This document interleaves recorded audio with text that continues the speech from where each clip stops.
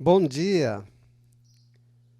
Bom dia, amigos e amigas, corações generosos que conosco estão todas as manhãs, para que o nosso refletir na manhã seja o ponto de partida para o dia, em tudo que se desdobra em nós, em nosso entorno, no decorrer deste dia abençoado, que está nos oportunizando tantas condições de trabalho, retrabalho, fazer e refazer. E diante disso, analisaremos com o amparo dos amigos espirituais que tutelam este encontro, algo que nos fala das causas atuais das aflições. Texto do capítulo 5 de O Evangelho segundo o Espiritismo.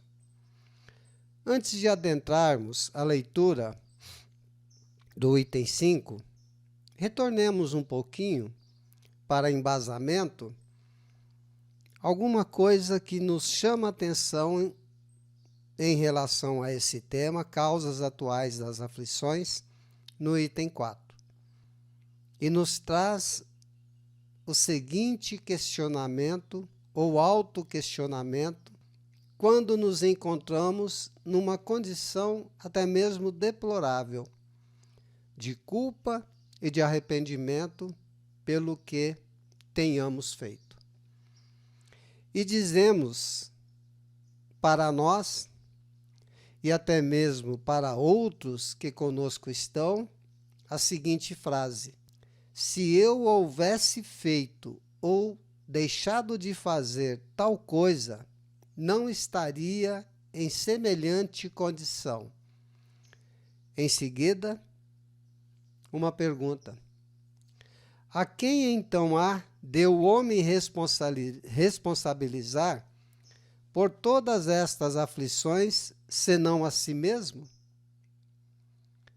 E nos toca um comentário de Hermínio Miranda, quando ele coloca assim: chegamos aqui no plano físico para resolver 2 ou 3 probleminhas pendentes. E essa é a nossa tarefa. No entanto, pelo nosso proceder, arrumamos tanta confusão que retornamos ao plano espiritual, não tendo resolvido os 2 ou 3 probleminhas e arrumado mais uns 7, 8, 10 problemões. E assim caminha a humanidade. Mas vamos lá. A lei humana atinge certas faltas e as pune. Pode então o condenado reconhecer que sofre a consequência do que fez. A lei humana possibilita ao condenado a condição de reconhecer não somente a consequência do que fez, mas o que ele também fez. E aí estamos falando de mazela, de prática do mal, de realização de algo que, além de não nos proporcionar melhores condições de vida, esclarece de uma forma bem firme a proposta, a colocação de Paulo. Tudo me é lícito, porém nem tudo me convém. Ah, se pudéssemos assim agir, não reagiríamos de maneira intempestiva em relação ao que nos ocorre, não é mesmo? No entanto, nos fala o Evangelho, a lei não atinge e nem pode atingir todas as faltas. E por que não? Porque quando elaboramos alguns pensamentos contrariando a lei divina, isso a lei humana não pune, não atinge, mas já estamos infringindo a lei divina, portanto, é uma falta. A lei incide especialmente sobre as que trazem prejuízo à sociedade, e não sobre as que só prejudicam os que as cometem. A lei está preocupada, então, dentro do contexto da sociedade, mas há um engano que podemos sanar para a melhor compreensão. Existe na lei uma pessoa que ocupa o cargo de promotor, e a principal função dele é entrar com processos na justiça contra as pessoas que, por um ou outro motivo, a lei não atingiu. Por exemplo, vocês sabiam que as pessoas que tentam o suicídio podem ser processados pela tentativa de tirar a própria vida? Isso não atingiu a sociedade, mas trouxe muito mal por essa tentativa a si mesmo e, com certeza, ao seu entorno. Porque nos é passado, se consultarmos a internet, o Google, por psicólogos, e conversem também com psicólogos, de que uma pessoa, quando adentra neste caminho, quando não consegue, atinge aproximadamente a mais de 30 pessoas a seu entorno, contando familiares mais íntimos ou não, e amigos. E aquele que consegue, além de chocar a todos que estão ao seu entorno, ainda choca a sociedade. E é nesse contexto que a lei humana age. Então não tenhamos dúvidas de que tudo que fazemos, da maneira que agimos, os pensamentos elaborados ficam em nós como uma marca indelével a exigir com o tempo a reparação. Mesmo que tenha sido ou que seja exigido uma reparação em relação à nossa própria consciência, aquele aguilhão que, quando necessário, nos cutuca. Deus, porém, quer que todas as suas criaturas progridam e, portanto, não deixa impune qualquer desvio do caminho reto. Ora, não temos ainda que ficar naquela situação de imaginar um Deus preocupado com tudo que fazemos e nos punindo. Não é assim o contexto que nos permite a doutrina espírita compreender. Não é essa falsa, ilusória compreensão que dirige mais os nossos caminhos. Não é Deus que pune, mas, com certeza, o mecanismo da lei vai agir. E nesse agir do mecanismo da lei, nos atinge. Ah, que bom que seria se pudéssemos nos comportar diante da lei divina, assim como nos comportamos diante da lei humana. Porque tanto uma quanto a outra nos possibilita a condição ideal de reconhecer o mal feito, bem como reconhecer a consequência do que produzimos. Mas vamos seguindo.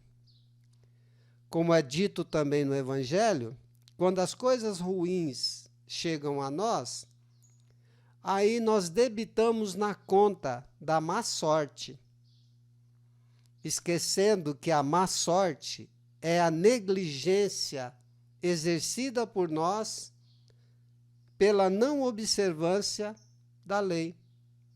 Que lei? Lei de amor. Basta-nos somente a lei de amor para compreendermos todas as outras leis ou mecanismos perfeitos, porque são gerados pela perfeição que é Deus, a inteligência suprema. Não há falta alguma, por mais leve que seja, nenhuma infração da lei que não acarrete forçosas e inevitáveis consequências, mais ou menos deploráveis. Bom, começamos a entender aqui,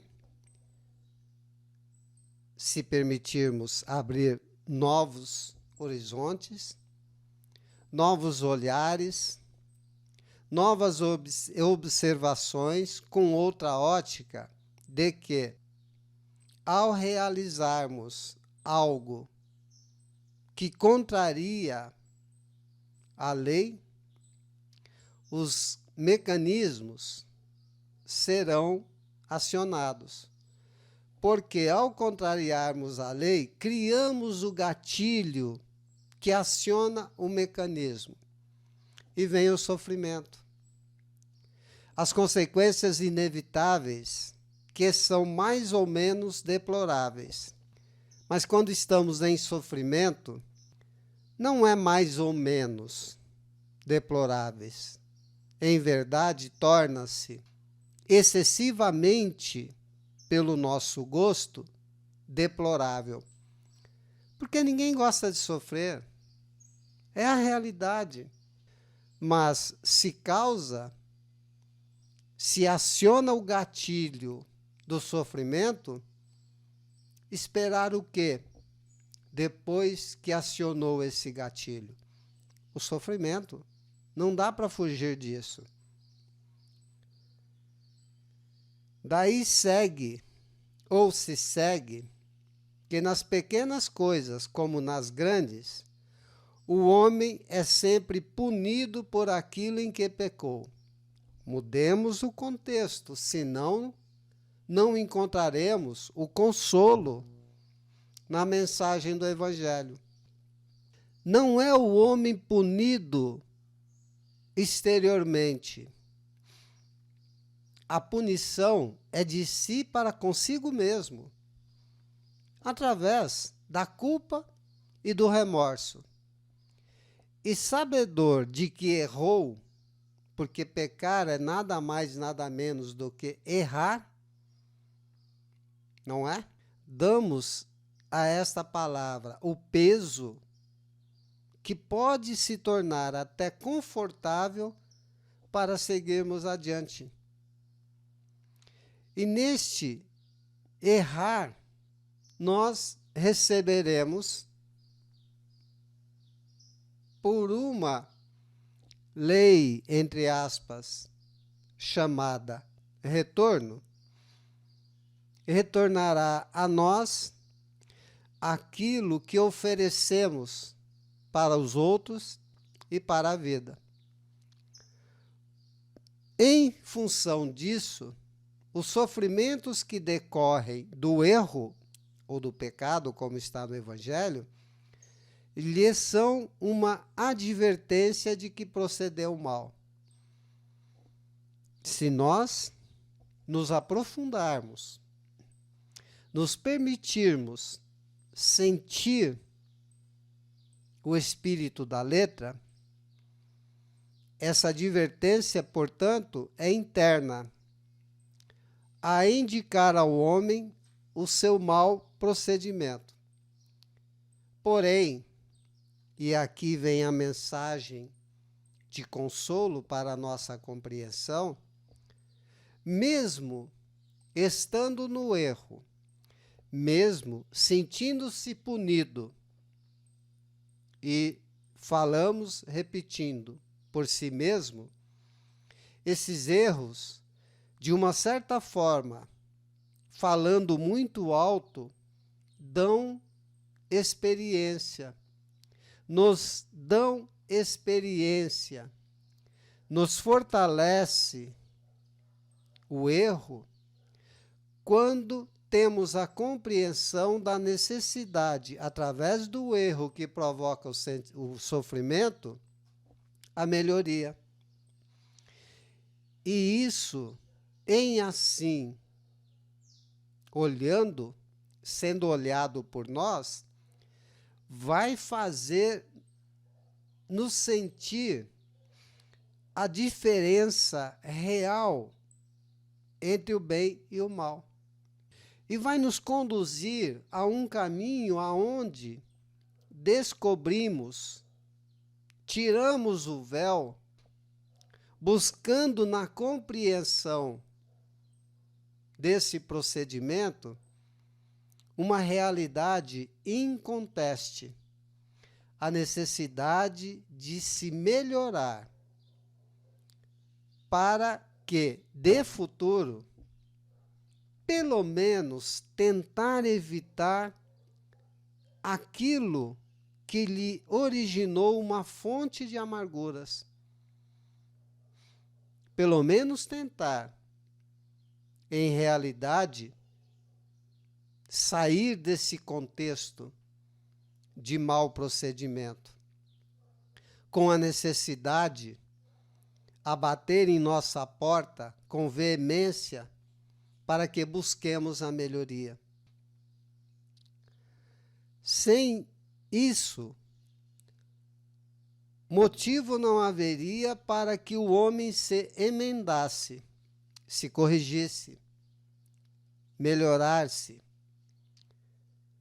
e continua se deixar se levar na vida com aquela colocação de uma música muito conhecida: deixe a vida me levar, vida leva eu. Vai continuar como um político descarado, confiante na impunidade. E aonde isso iria mexer conosco? De que forma redundaria em nosso proceder? Retardaríamos, assim como já temos retardado, o nosso avanço, o nosso progresso. E retardando o progresso, a melhoria moral e intelectual, consequentemente, estamos retardando a nossa felicidade futura. Isso nos passa uma ideia de que, de uma certa forma, bem no nosso íntimo, somos grandes masoquistas, não é mesmo? É como se tivéssemos o alvo à nossa frente. Olha, ali é a felicidade. Mas ainda damos preferência aos gozos terrenos, sofrendo, retardando a felicidade. Algo difícil de compreender, mas é como agimos. É assim que temos agido. Entretanto, e aqui falamos para muitos de nós que participam desses encontros, identificaremos nessa fala algo que nos toca. A experiência adquirida em função dos erros, algumas vezes, e vou colocar um grifo meu, muitas vezes, chega um pouco tarde. Tão tarde que chega quando a vida já foi desperdiçada e totalmente perturbada. Quando as forças, a energia que gastamos para perturbar e turbar a vida já não nos pertence. Já estão totalmente gastas. E nos deparamos com uma situação de tristeza em reconhecendo que o mal já não tem em nós o remédio necessário. E aí o homem, lamentando-se, se põe a dizer: Se no começo dos meus dias eu soubera o que sei hoje, quantos passos em falso teria evitado? Aí ficamos naquela situação popular de que gastamos saúde para ganhar dinheiro e depois temos que gastar dinheiro para tentar recuperar a saúde. Ah, se com os meus mais de 60 anos eu tivesse a energia, a minha energia dos 20, realizaria muita coisa. E o jovem que tem a energia e não tem a experiência, continua, parece que trilhando o mesmo caminho que nós já percorremos. É por isso que quando os mais velhos chegam em nós e ditam algo que nos entristece, que nos deixa até certo momento irado, ele não está falando por si mesmo, mas pela experiência adquirida. E temos conduzido assim nossas vidas, ouvindo os mais experientes para aprender com os erros dos outros, errar menos e sofrer menos? Com certeza não, não é?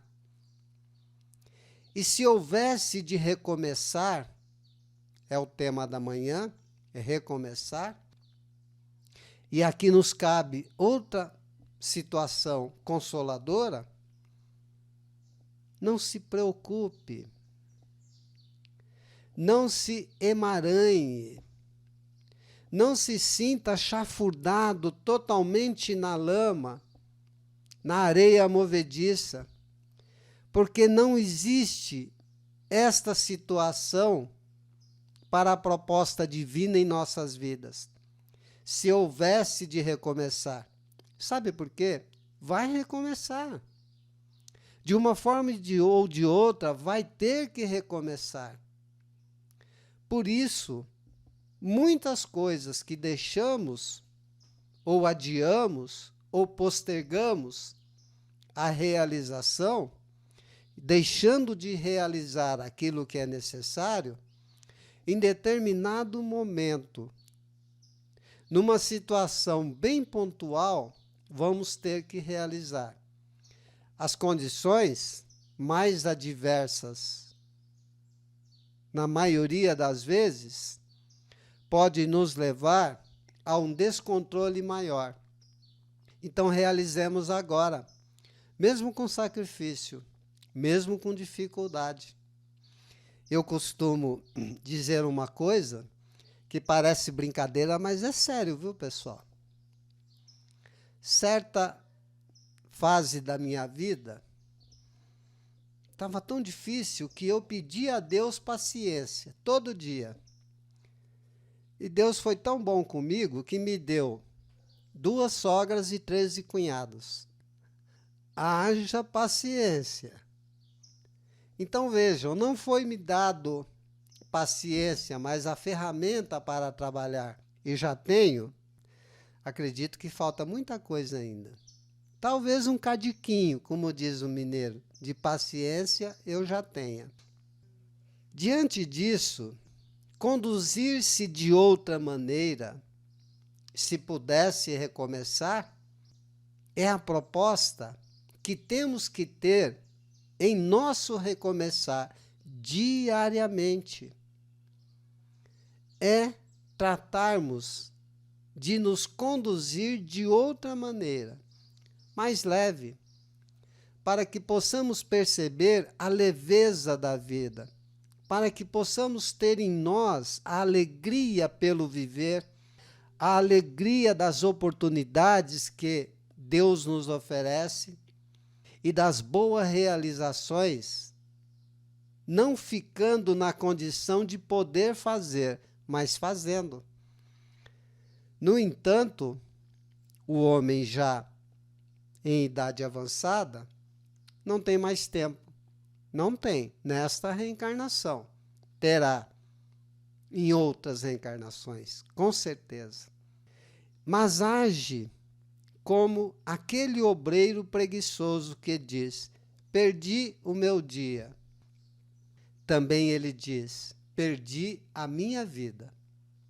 Contudo, assim como para o obreiro o sol levanta no dia seguinte, permitindo-lhe reparar no dia seguinte o tempo perdido, também para o homem, em se tratando da reencarnação, a pedra angular da doutrina espírita, o túmulo, ou após a noite do túmulo,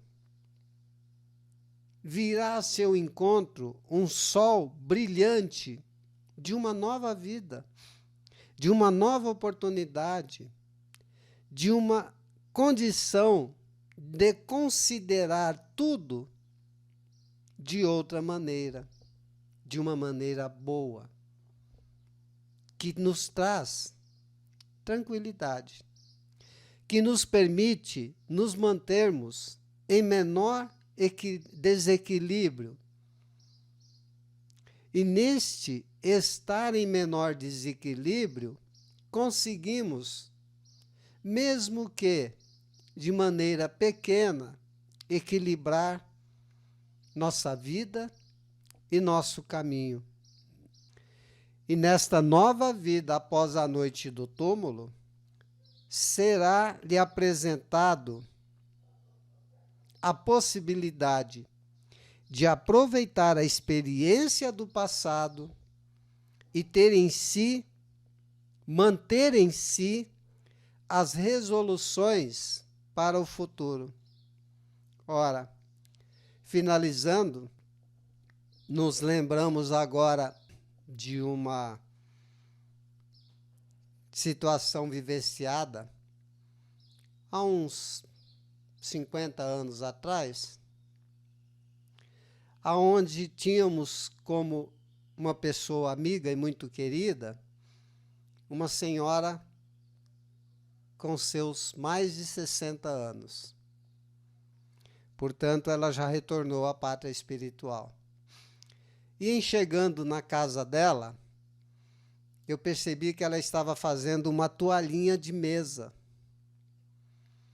Aí eu falei: que linda essa toalhinha, Dona Maria. Ah, eu vou querer uma. Aí ela disse assim: Arnaldo, essa aqui eu não vou te dar.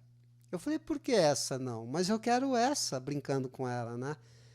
Não, Arnaldo, essa toalhinha de mesa, de sala que eu estou fazendo, é para colocar na mesinha de sala da casa que eu vou construir.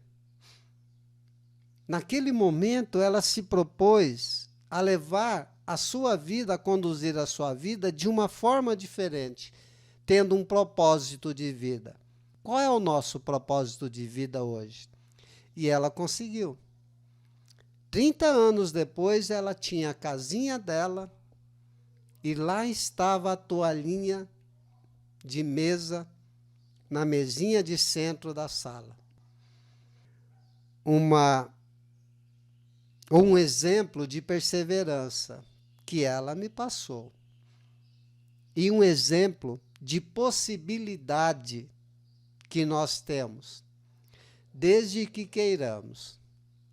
Tomara, mas tomara mesmo, que na próxima encarnação ou reencarnação, venhamos a aproveitar o nosso dia. Venhamos de verdade nos conduzirmos de outra maneira e assim nos permitindo mirar e perseguir a felicidade do homem de bem. Amigos, um bom dia, muita paz em todos os seus corações e, como sempre nos despedimos, abreijos.